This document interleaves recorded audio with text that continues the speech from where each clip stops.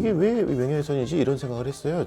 우리나라의 매국노가 왜 이리 많냐라는 코멘트를 단 것 때문에 일단 발언 자체는 모욕죄에 해당되는 것은 분명한데 일단은 내가 먹고 맛없어가지고 맛없다라고 하는데 그게 왜 명예훼손이겠습니까? 안녕하세요, 법무법인 태신의 장훈 변호사입니다. 오늘 얘기할 얘기 중에 하나는 그 안산 선수에 관한 얘기입니다. 안산 선수 뭐 명예훼손이다 뭐 이런 얘기 나왔을 때 이게 왜 명예훼손이지 이런 생각을 했어요. 왜냐하면 저는 그 사진이 공항 사진인 줄 알았는데 그 공항 안에 있는 그 점포들이 이렇게 문제 삼고 있나 이런 생각을 했었는데 좀 알아보니까 광주광역시에 있는 일본풍의 이제 식당들이 많이 모여있는 그 거리를 홍보를 위해서 공항 비슷하게 만들어 놓은 그런 간판이었다라고 해요. 그래서 안산 선수가 사진을 찍고 우리나라의 매국노가 왜 이리 많냐라는 코멘트를 단 것 때문에 문제가 된 걸로 알고 있습니다.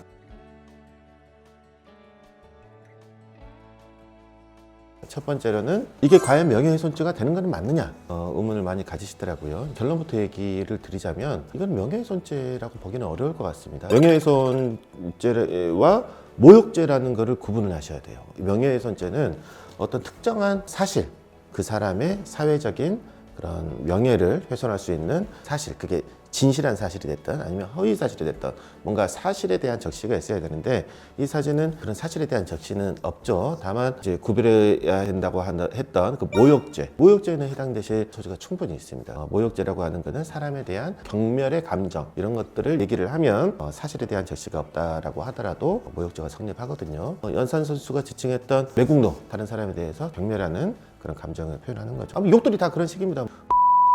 뭐 있지 않습니까? 이 사기꾼 뭐 이런 것들이 다 모욕적인 그런 발언이라고 해가지고 모욕죄는 충분히 성립을 할 수가 있는 표현이기는 합니다. 여기서 또 문제가 되는 거는 피해자가 특정이 됐다고 볼 수 있는가? 광주광역시에 이제 특정 일본풍 음식점들이 모여있는 거리 간판을 찍었기 때문에 그 거리 내에 해당되는 모든 점포들이 피해자로서 지칭을 한다라는 게 이제 일반적인 의견들인 것 같은데 그 부분은 좀 생각을 해봐야 될 것 같습니다. 저만 해도 일단 그 사진만 봤을 때는 공항 그 출국장 사진인 줄 알았어요. 이제 그런 사진인지 모르고 사람들이 거기에 대해서 이제 부가적인 그런 얘기들을 찾아보니까 이게 광주광역시에 위치한 특정 거리의 입구 사진이구나. 이렇게 사람들이 알게 된 거지 않습니까? 그 점포들, 업주들에 대한 이렇게 집단적인 모욕이 되는 것인지는 조금 더 검토가 좀 필요할 것 같아요. 무조건 된다, 안 된다는 건 아니고 저는 그 중간에 걸쳐 있는 어느 정도라고 보고 수사가 되면은 진짜 발언 자체는 모욕죄에 해당되는 것은 분명한데 피해자가 과연 특정됐다라고 볼 수 있는가 여기에 초점이 맞춰질 것 같습니다.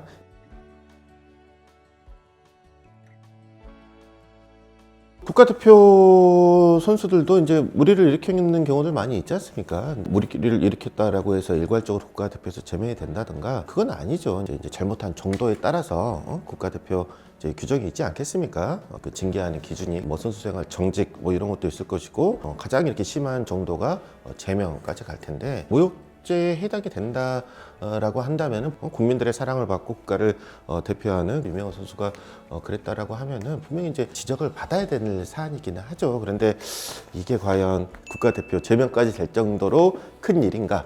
라는 부분에 있어서는 당연히 이제 논란이 있을 수밖에 없다고 보고 제 개인적으로는 아직 많이 어린 선수고 이게 굉장히 악의적으로 그분들을 막 모욕하기 위한 뭐 그런 거라기보다는 본인의 그냥 SNS 계정에 무심코 올린 게 아닌가 저는 그런 생각이 들어요. 물론 이제 경솔하고 잘못했지만 뭐 국가대표를 제명시킬 정도로 그 정도의 잘못인가 라는 거는 저는 좀 그건 아니지 않나 라는 그런 생각이긴 합니다.